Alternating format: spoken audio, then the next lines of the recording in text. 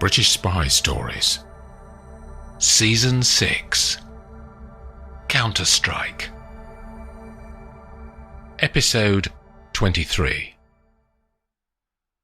The journey for Lidiya and her father, in the back of the van, is short, but the route climbs steeply into the Apuan Alps, and they can feel the pull of gravity backwards as the Mercedes turns and grinds up the inclines.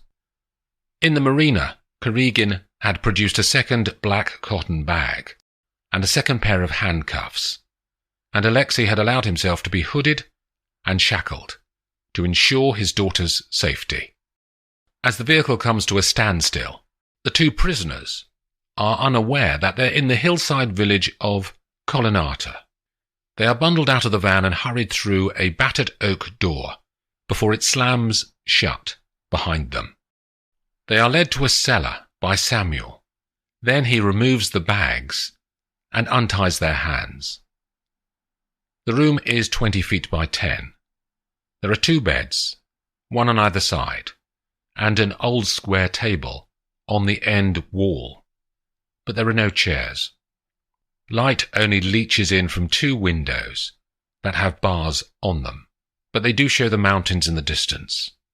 In a room to one side, that is no bigger than a telephone kiosk, there's a toilet and hand basin.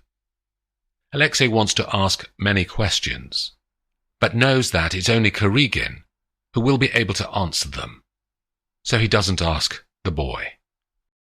After an hour, Samuel brings them food, and Lidiya can see reluctance in his eyes. They eat to stop the hunger rather than a social event, and as the light fades, she asks her father for a cuddle. And they lay on the bed, and he wraps his arms around her. They talk about her childhood, until sleep rolls across her mind. When the dawn starts to nudge into the room, Alexei is lying awake on his bed, staring at the ceiling. He doesn't know how long he slept, but he does know it was brief. Over the years of working for Russia's intelligence service, he's been in challenging situations like this many times. His life has been threatened often, or he has needed to kill someone as part of his job. As a younger man, he had worried about his ability to do the job well, and had continually compared his abilities to an imagined vague idea of the perfect spy. But one day in his late 30s, he realized that he'd stopped worrying 6 months before, and he hadn't even noticed. He hadn't become the perfect spy. He just knew that it didn't exist. Alexei hears footsteps outside and the sound of the door being unlocked.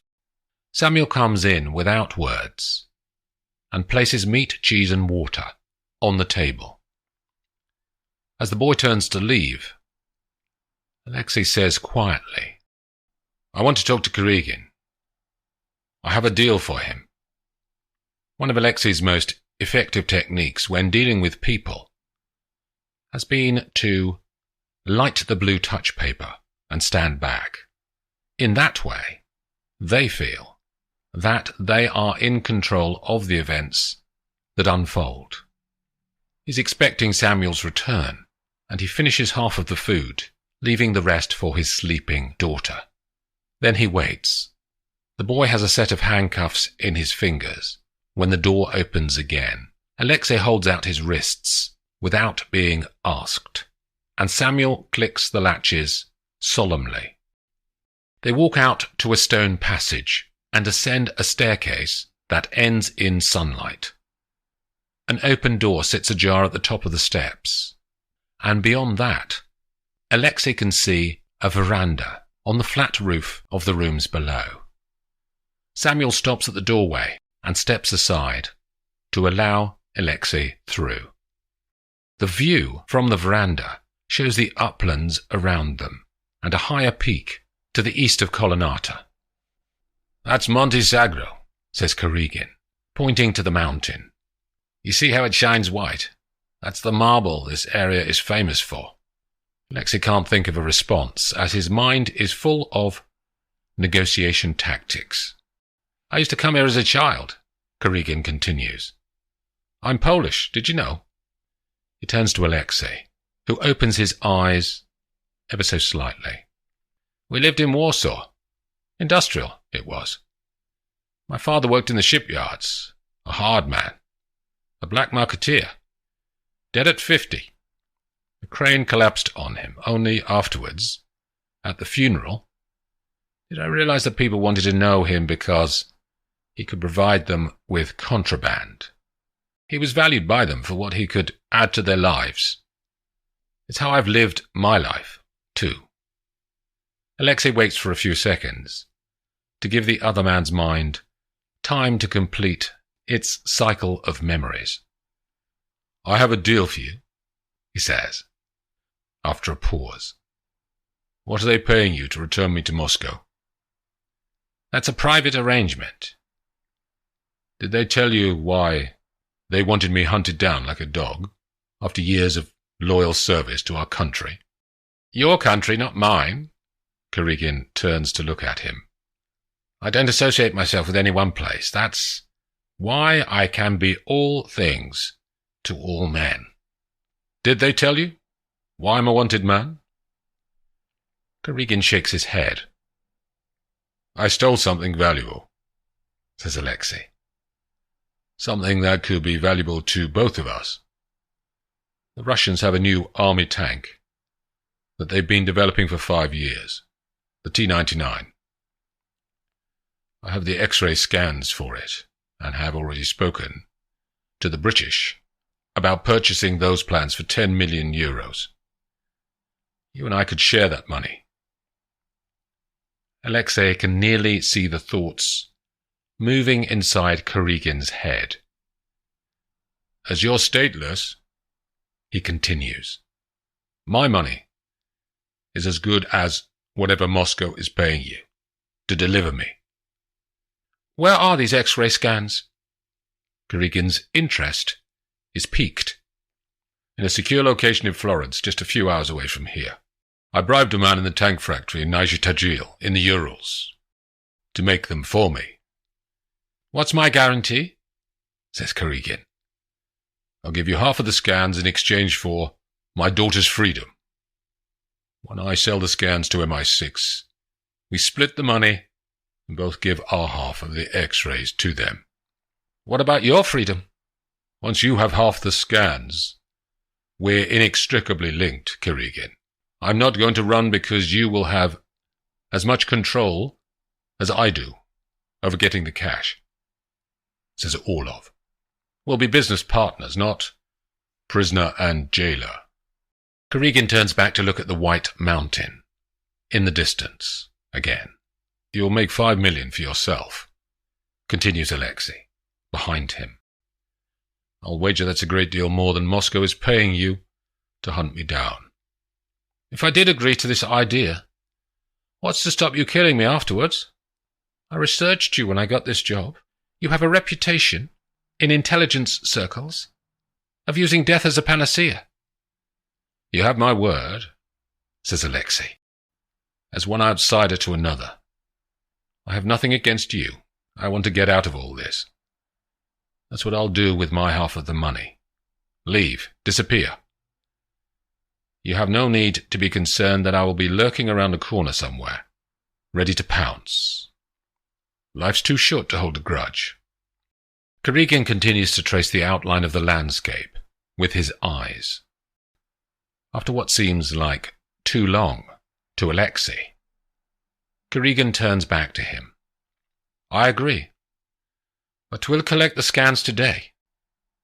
Alexei holds out his hand, and Korygin's fingers curl around his skin before the men shake on their agreement. I only have coffee here, but let's toast, says Korygin, pouring out a second cup into perfectly round white porcelain. They talk more about the logistics of collecting the scans.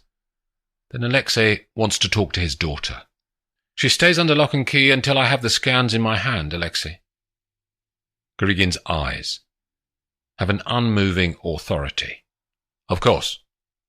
He is allowed to walk back to the cellar without handcuffs, or Samuel. The key is in the lock, and he goes inside. She's eating the breakfast that he left. Lady, I'm going somewhere with Korigin. You're to stay here with Samuel until later today. When I get back, we'll be free to go. He gently pushes the door to make sure it's closed, then moves near to her, and his voice is suddenly a whisper. Take this, Liddy. His fingers slip up his sleeve, and he pulls out a kitchen knife. I took it as I was passing. What's this for, Papa? The girl looks worried. If anything happens or Mr. Korigin doesn't come back from our trip today, you might need to deal with Samuel. I can't, she whispers too. It's only a precaution. He kisses her hair. It'll be fine. He stands to go, and her eyes are full of anguish. I love you, he says. Then he walks out. Korigin noses his car down the narrow lane and turns onto the main road that runs through the village. They head back down the mountain slopes, turn south along the coast road, then cut inland, over the hills of central Italy, past Lucca and Prato, nestled in the landscape, before they reach Florence's simmering Renaissance streets. The men find an underground car park near the edge of the town and start to walk to the centre. Tourists are already up and about in the ancient streets and gaggling around the beauty spots. The road called Via del Oriulio is one of the narrow lanes around the mighty Cathedral of Santa Maria del Fiore that dominates the core of the city. Alexei Orlov first walked along this street 2 decades ago, when he first opened the account at this branch of Banca d'Italia. He chose this particular branch in this particular city for 2 reasons. Firstly, it still had safety deposit boxes for customers, which is what he needed. And secondly, he had no previous association in any way with the city of Florence. Opening the account was the first small step along a path that he knew would take time. Over the years since then, he has ferreted away cash, gold, and jewellery here to create an escape fund from his life of being a Russian spy. He was relatively young when he started the plan, but he knew back then that he would need it one day, because one irrefutable fact that he knows from working in intelligence is that there's no retirement from this job. There's no neatly funded scheme that allows you to stop working and spend your time gardening or having lunch with old friends. One day, when your time's up, you'll be quietly killed. A year ago, Alexei had travelled to Florence to trigger the beginning of the end and start to cash in. He had arrived here on a cold, rainy Thursday, last February. His journey from Moscow had needed him to change planes at Istanbul and Rome before he finally landed at Florence's Peritola airport. He had flown using a false passport that a forger in Moscow's Kapotnaya district had created for him years ago. The name on the passport was Andrei Popov, and it's that passport that is in his hand now as he talks to the bank clerk to get access to his security box, with Korigin standing by his side. There's a knock on Gabby's hotel room door in Luxembourg City. Talgarth doesn't wait for an answer before she comes in. Mom, we have a report from London Control on their success to stop the heavy goods vehicles. She hands over 3 white pages stapled together, and Gabby casts her eyes over the words. Have you read this? Yes, Mum. Gabby reads from the pages. 1 agent killed in Italy. one injured in Sweden, and the other 4 vehicles were empty and burning when our field resource arrived. She looks at Talgarth, who raises her eyebrows.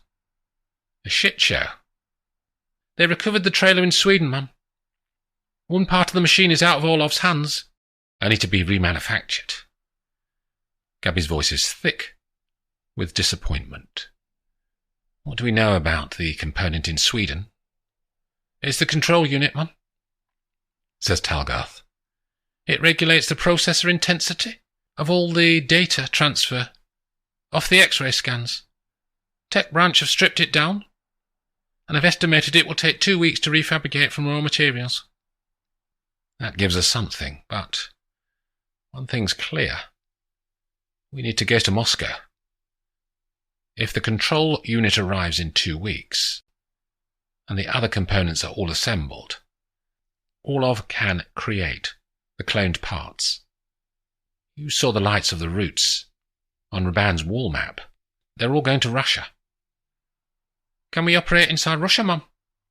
They know us. We'd be spotted and arrested, like we do with SVR agents in the UK. It needs an LM16 authority, Ivy. Approval for an active MI6 operation in a non-NATO sovereign state. Do I just fill one in and send it off? She says. Gabby shakes her head. I'll talk to Sir Bernard. There's only one person who approves LM16s, and that's the Prime Minister. The door to the cellar opens at what Lidiya thinks must be about noon, because of the sun's position in the sky, through the barred windows. Samuel puts down a tray on the table. Stay with me, she says. Share my food. Lidiya picks up one of the thick slices of bread on the tray and holds it out to him. Here. She smiles. Samuel walks to her, and they sit on the beds either side of the square table between them. Lidiya can see the tip of the knife handle stuffed under the mattress of her bed from where she sits. What are you going to do after this is over? She says. Go home. Where's that? Moscow. I live in Moscow, she says. I know. I've seen your house. When? Her nose scrunches up. A few weeks ago. What were you doing there? She drinks some water, and the sun's rays catch in the liquid, sending a flicker of light across the walls. I was told to do a recce of the place by Mr. Karigin. We were going to kidnap you from there at first, but he changed his mind. She looks indignant as Samuel continues. That was the day Mr. Karigin said there was a job for me because of your father's crimes. Her eyes flick down to the knife, and when she looks back at him, he's staring at her. Why did his crimes get punished and not yours? Because catching him is to someone's advantage in Moscow, says the boy. People only do or pay for what's to their advantage. Do you only do what's to your advantage? Of course. Like killing that boy in Prague in our garden? He stops eating and looks at her. I saw you, Samuel. You thought I'd gone inside. I was supposed to be running off with him that night.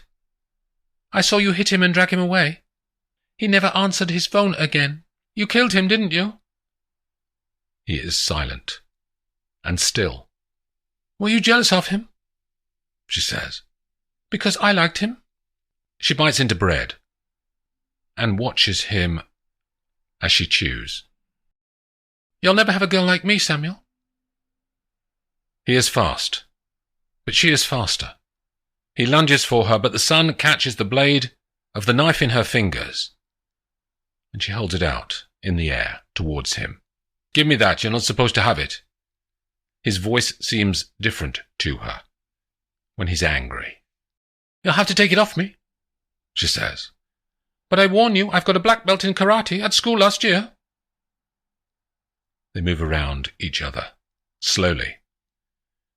He pauses, then tries to grab the weapon, and Lidiya snatches it away with a smile on her face. A big strapping boy, outmaneuvered by a schoolgirl. He moves again now, around the table. He's close, but she's not afraid. She pushes the knife forward until she touches his shirt. But he's not stopping.